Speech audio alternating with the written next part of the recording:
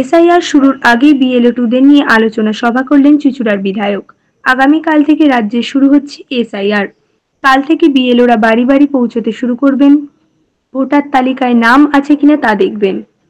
সেই বিএলওদের সাথে থাকবে সমস্ত রাজনৈতিক দলের বিএলও-2রা। ইতিমধ্যেই তৃণমূলের পক্ষ থেকে বিএলও-2দের নামের তালিকাও জমা পড়েছে প্রশাসনের কাছে। বিএলও-2দের কি করণীয় সেই সমস্ত বিষয় নিয়ে চুঁচুড়ার বিধায়ক অসিত মজুমদার তার বিধানসভা এলাকায় বিএলও-2দেরকে নিয়ে চুঁচুড়া রবীন্দ্র ভবনে এসআইআর সম্পর্কিত আলোচনা সভার ডাক দিয়েছিল। বিএলও-2দের পাশাপাশি উপস্থিত ছিলেন চুঁচুড়ার বিধানসভার অন্তর্গত 7টি গ্রাম পঞ্চায়েত ও একটি পৌরসভার প্রধান, উপপ্রধান সহ পৌরসভার পৌরপ্রধান, উপপৌরপ্রধান ও কাউন্সিলররা। এদিন এখানে প্রজেক্টরের মাধ্যমে বিএলও-2দের কি কাজ এবং দিনের শেষে দলকে কি তথ্য দিতে হবে তা তাদেরকে বোঝানো হয়। আমাদের এসআইআর এর বিরুদ্ধে এবং ভোটে যাতে প্রত্যেকে ফর্ম ফিল আপ করে, বিএলও-2 এবং দলের কর্মীদের কি গাইডলাইন, কি উদ্দেশ্য, সেগুলোর একটা ট্রেনিং হলো, ট্রেনিং দেয়া হলো। আমার 361টা বুথ ছিল, বেড়ে হয়ে গেছে 378টা বুথ। এই 378টা বুথের বিএলও-2 ট্রেনিং ক্যাম্প হলো। আমরা ট্রেনিং দিলাম যে কিভাবে কাজ করতে হবে, সেটা তারা বুঝেছে এবং আইপ্যাকের পক্ষ থেকে একটা অডিও দেখানো হচ্ছে, তার মাধ্যমেও বোঝানো হচ্ছে বিএলও-2দের যে কিভাবে তারা কাজ করবে।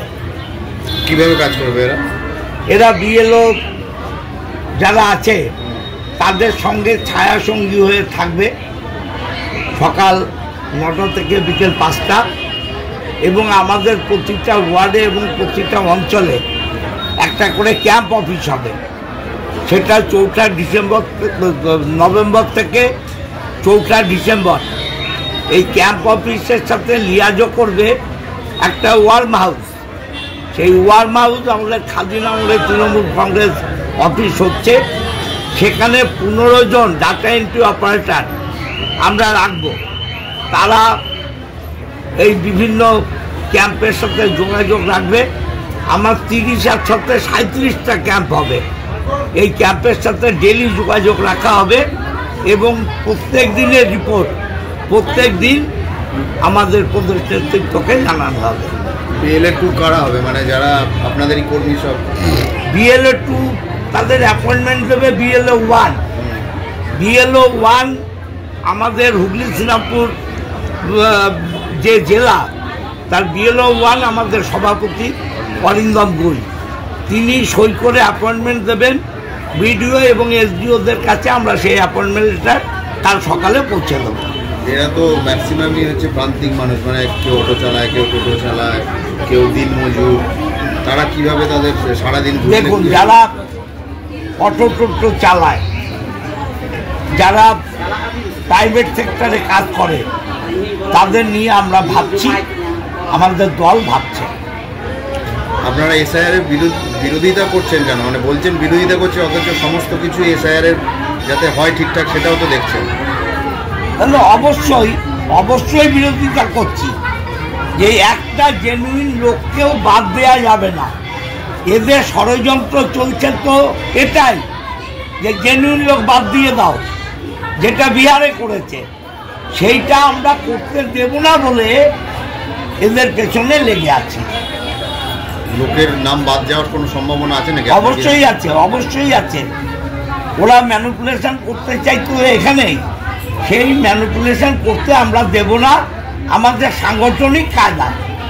যখন বিধানসভায় বিএলও-2 ছেলে না মেয়েদের সংখ্যা বেশি, সেটা লিস্ট দেখে বলতে হবে। আমি যে ছেলের সংখ্যা বেশি, ছেলের সংখ্যা বেশি। আপনাদের যে এজেন্ট যারা ঘুরবে এই বিএলওদের সাথে, এরকম বাড়িও তো থাকবে যেখানে আপনাদের বিরুদ্ধ মতের মানুষ আছেন, সেখানে বাম আছে, বিজেপি আছে, সেই বাড়িতেও কি যাবে? অবশ্যই যাবে। এটা তো গভর্নমেন্ট স্বীকৃত এদের গভর্নমেন্ট বিএলওকে যেমন অ্যাপয়েন্টমেন্ট দিয়েছে, এদেরও অ্যাপয়েন্টমেন্ট দেওয়া হয়েছে এবং এটা আইনে, নির্বাচন কমিশনের আইনে এটা সিদ্ধ। দাদা না, এরা তো যা ফলো করবে যে কোনো ভোটার বাদ যাচ্ছে কিনা। দাদা আপনি যখন স্টেজ থেকে প্রত্যেকটা রাজনৈতিক দল একজন করে বিএলএ দিতে পারে, সেখানে দেখা যাচ্ছে তৃণমূলের বাইরে যারা বেশি চেঁচাচ্ছে বিজেপি বিএলএ হয়নি, অর্ধেকও হয়নি এখনো পর্যন্ত সারা জেলায়। সিপিএম লোক খুঁজে পাচ্ছে না, কংগ্রেসেরও একই অবস্থা। ওরা আবার বিএলও 1 করেছে প্রতি বিধানসভায় 3 জন করে, কি বলবেন? এটা হয় না, প্রতি বিধানসভায় একজন হতে পারে, 3 জন করে হয় না কখনো। আইনে এটা প্রভিশন নেই। সই করে তো একজন, এক একটা বিধানসভায় আমরাও যেমন করেছি আগে, দল যেভাবে, যার দল যেভাবে দেয়, কিন্তু একজনের বেশি বিএলও 1 করা যায় না। বিজেপির বাইরে বিরোধী বলতে সিপিএম আর কংগ্রেসও আছে, সেক্ষেত্রে তারা যদি বিএলও 2 না দিতে পারে আপনাদের দায়িত্বটা বাড়লো না? আমাদের দায়িত্ব কেন বাড়লো? শুধু আপনারা, আমরা তো রয়েছি। মানুষের ভোটাধিকার সে যে পার্টিরই হোক, যাতে খর্ব না হয় আমরা সেটা দেখব। দাদা আপনি স্টেজ থেকে যখন নাম ঘোষণা করছিলেন বিএলএ 2দের, আপনি একটা ক্ষোভ প্রকাশ করলেন, শহরের অর্ধেকের বেশি বিএলও 2 না, দেরি করে এসছে, পরে সব এসে গেছে, দেরি করে এসছে। আমি তো জানেন আপনারা, আমি টাইমে চলি, তাও আজকে 20 মিনিট বাদে শুরু করেছি, পরে সব এসে গেছে। আজকে এসআইআর এর ভয়ে কি আপনার বিরোধী গোষ্ঠী সবাইকে দেখা গেল মঞ্চে একসঙ্গে? আমরা তো একটা দল করি, দলের আদেশ বহন করতে আমরা সকলে বাধ্য। দলের ঐক্য সর্বাগ্রে দরকার। এখন লড়াইয়ের ময়দানে আমরা সবাই এক। আইপ্যাক ছিল বলে কি একসঙ্গে না থাকলে হতো না? না, এর কোনো মানে নেই। আইপ্যাক তো দেরি করে এলো, অনেক দেরি করে এলো। আমরা তো তার আগেই সবাই একসাথে। Bureau report, TV99 Bangla. TV99 Bangla.